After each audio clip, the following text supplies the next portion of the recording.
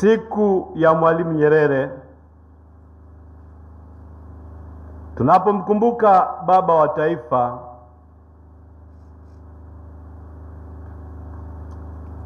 tunatafakari pia juu ya nchi yetu na usitawi wa Tanzania kwa ujumla wao. Tunatafakari katika nchi yetu, katika historia yake na masuala ya uchaguzi mkuu. Ndugu zangu, tukio la uchaguzi mkuu ni tukio la kikatiba, kwani hapo ndipo wananchi hutegemewa kuwapa waliowachagua dhamana ya kutawala na kuongoza nchi.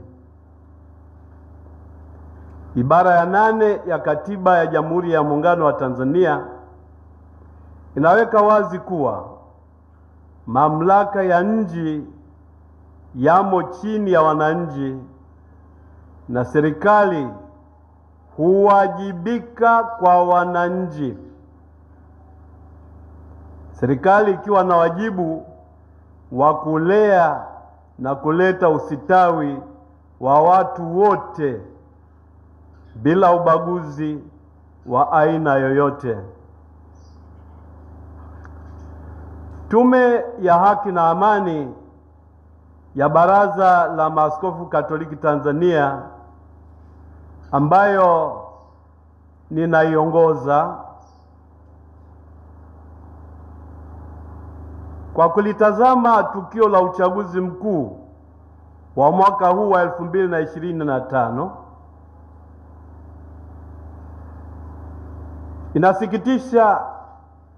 inasikitishwa na hali inayoendelea bila kusitishwa ya kupotea na kutekwa watu. Utekaji huu unaonekana unaendeshwa kwa mpango wa kikundi maalum ambacho kinatekeleza uovu huu sehemu mbalimbali za nchi yetu. Utekaji huu umepelekea ulinzi wa haki ya uhai, ambayo ni haki ya msingi, kupotea, kwani hatusikii walio hapa kulinda uhai wa Watanzania kulaani au kukomesha huu utekaji na kutoweka kwa watu. Ni takriban zaidi ya miaka miwili matukio haya yamezidi kukithiri na kuwafanya Watanzania wajiulize, iweje watekaji hawa wawe na nguvu kuliko vyombo vya ulinzi wa watu na kuliko wale wenye mamlaka ya kuwaletea watu matumaini ya kuishi na usitawi wake. Dalili za kukomesha utekaji hazionekani, wala hatusikii kulaaniwa kwa matukio hayo.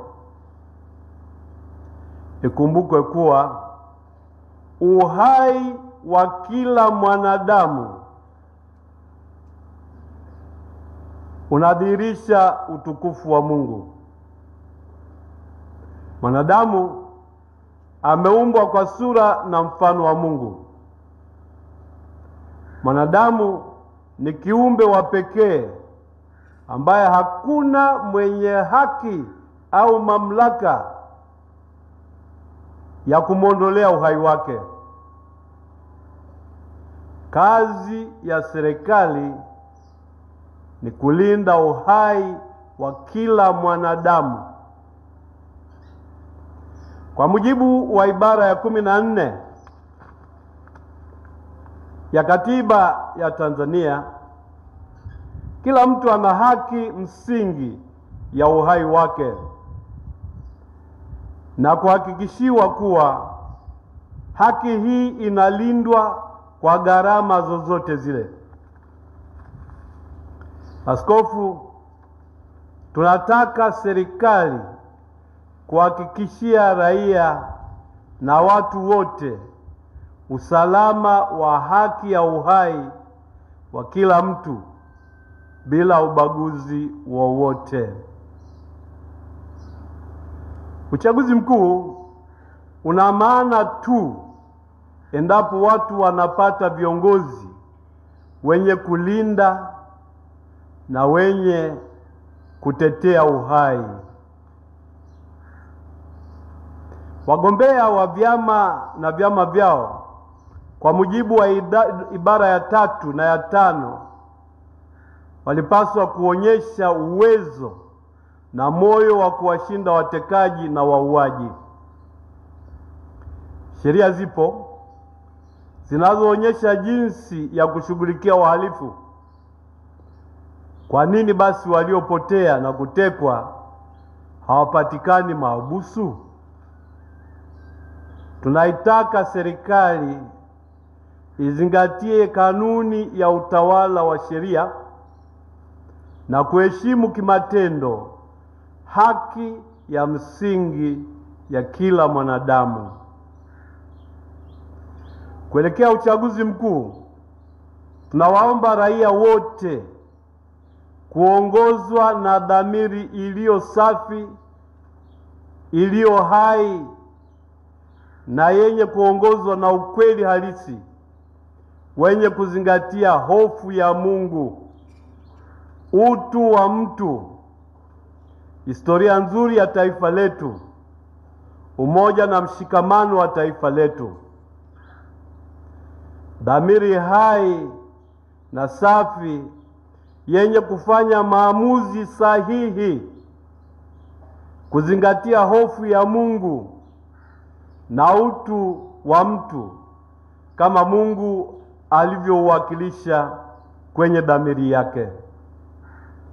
Na hivyo dhamiri hii ni mahali pa kila mwanadamu kupima na kufanya maamuzi yanayobeba hadhi ya utu na kuwajibika kwake mbele ya Mungu. Mpiga kura na mpigiwa kura mnaalikwa kuheshimu dhamiri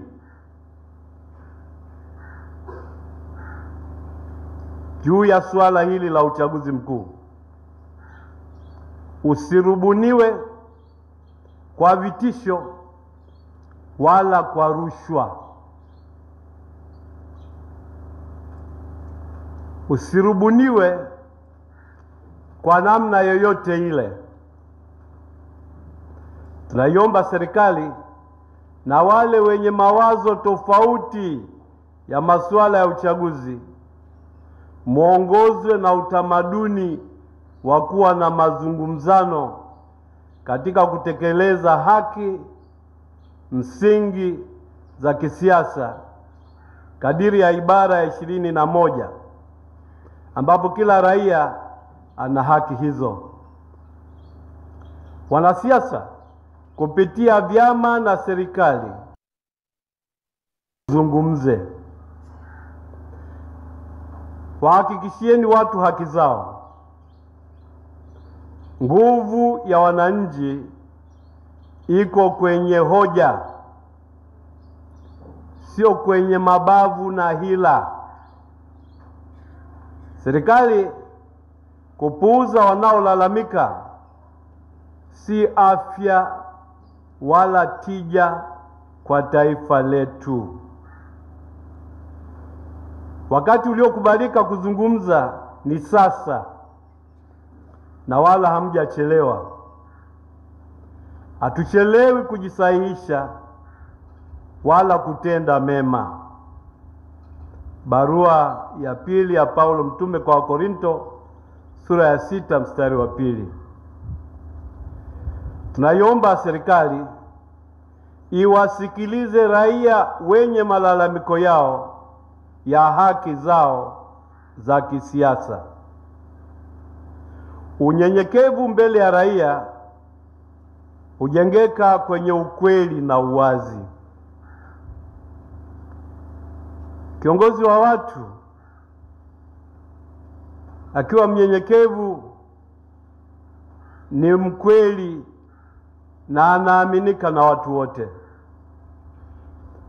Tukumbuke kuwa historia ya uchaguzi katika nchi yetu kuanzia mwaka 1962 mpaka 2015 zilithibitika kuwa ziliaminika na viongozi wakapatikana kutokana na chaguzi hizo, hata kama zilikuwa na mapungufu yake. Ninawatakieni uchaguzi mkuu wa haki, wa ukweli, wa uhuru na wa kuaminika mwaka huu wa 2025. Mahujaji wa matumaini. Jubilei 2025.